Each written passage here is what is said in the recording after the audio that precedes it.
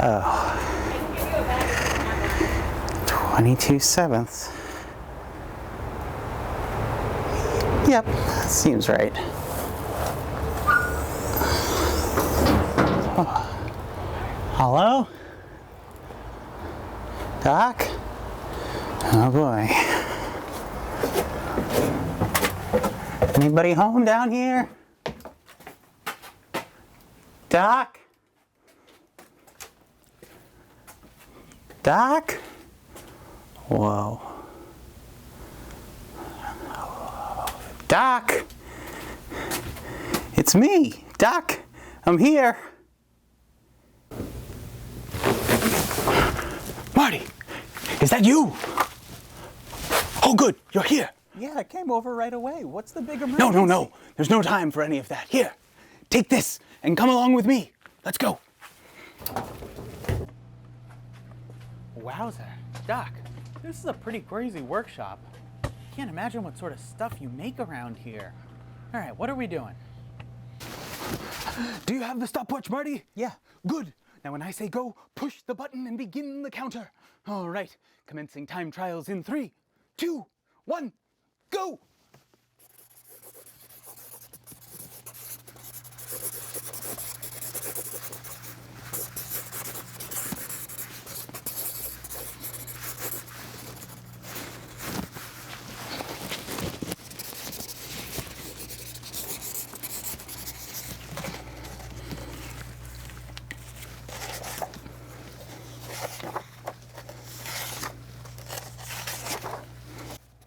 Stop the watch, Marty!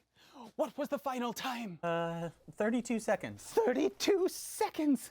Perfection! This is going to work out perfectly, don't you understand? Is that a DeLorean? Have you been practicing sketching? That's the big emergency? No, Marty, don't be a slow-witted troglodyte. This is not the experiment. This is simply a placeholder, a time trial that takes precisely 32 seconds to create so that we can confirm the changes in the space-time continuum fluctuation after the conclusion of the real experiment. Don't follow. I'll explain further. Come with me. I can't believe this is what he got me up at 5 in the morning for. Always with the crazy antics. It's quite simple, and it's entirely based around my latest creation. I'm calling it the flux capacitor.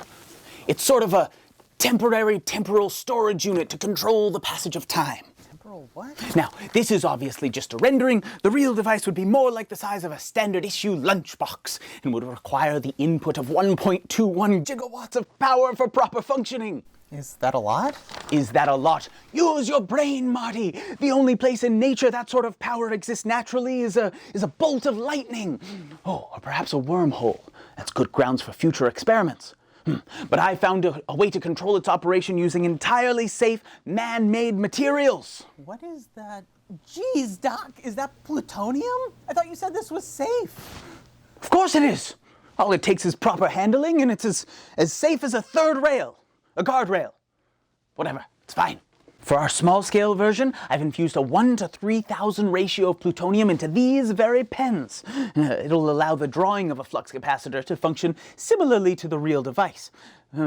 From there, all it needs is a thermal or kinetic boost to activate. Now, by my calculations, the larger versions will require kinetic movement of 88 miles per hour to activate, but a miniature version like this could require as little a thermal boost as the 98.6 degrees generated by the human body, which means, of course, we could take a miniaturized version of the flux capacitor, draw a representative symbol inside, and simply use the heat of our own hands to operate it. So if we put a tiny lightning bolt inside like so, perfect. That'll be fine. If we put a tiny lightning bolt inside it like that, it should just take the activation of body heat to make it perform the temporal time jump. Doc, I never understand a single thing that you are saying, but show me what you're talking about. Perfect. Whoa. Doc, where did the symbol go? Did you erase it or something? Marty, don't be a cranially flimsy nincompoop. It was never there. Our localized temporal flux moved the capacitor backwards through its own timeline a few seconds to the point immediately before it was drawn. Wait, are you telling me that you've invented Time travel, Marty. Now, I believe we can increase the time jump capabilities as well as the affected physical distance approximately 6-fold in specific physical locations. I've found one of them and I plan on using it in part 2 of our experiment, if my calculations are correct, by increasing the amount of plutonium diffused into our device and positioning oneself directly on top of a site of increased temporal fluidity, let's say. The ability to move forwards or backwards through time increases to precisely 32 seconds. The radius of, let's see, the radius affected should be, carry the 7.63 meters from the point of actuation. Well, that's all great, but what am I here for? Excellent question, Marty.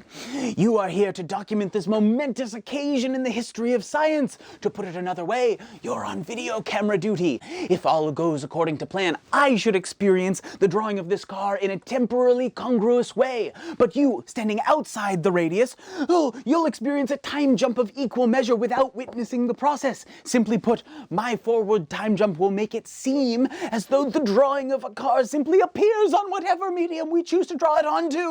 As if by magic. Out we go to blaze a new trail on the frontier for science, Marty. But safety first. This is the spot. By standing on this very spot, I, Dr. Emmett Brown, shall employ my latest creation to move forward in time by precisely 32 seconds, using this single dollar bill and this plutonium-infused marker, along with a simple flick of the wrist to simulate the necessary 88-mile-per-hour activation threshold. Everything within 7.63 meters will shift forward along a congruous timeline. Stand back, Marty. Let the countdown begin in T-minus 3, 2, 1. Oh, great Scott! Success! Back to the lab, and we can start building up for experiment number 3. I have a marvelous idea for the housing for our full-size model. Hey friends, thank you so much for watching through to the end of the video. I truly hope that you enjoyed it. I enjoyed making it. In fact, I am at the studio right now, just finished up another day of shooting, hence the green screen, which actually means I can be doing this announcement from here. Feel free to share this around with friends or family, wherever you share your media. And if you're looking for ways to support me on this platform, you can hit the little subscribe button, and that goes a long way towards supporting the work that I do. So thank you so much for being out there, and I will see you next time.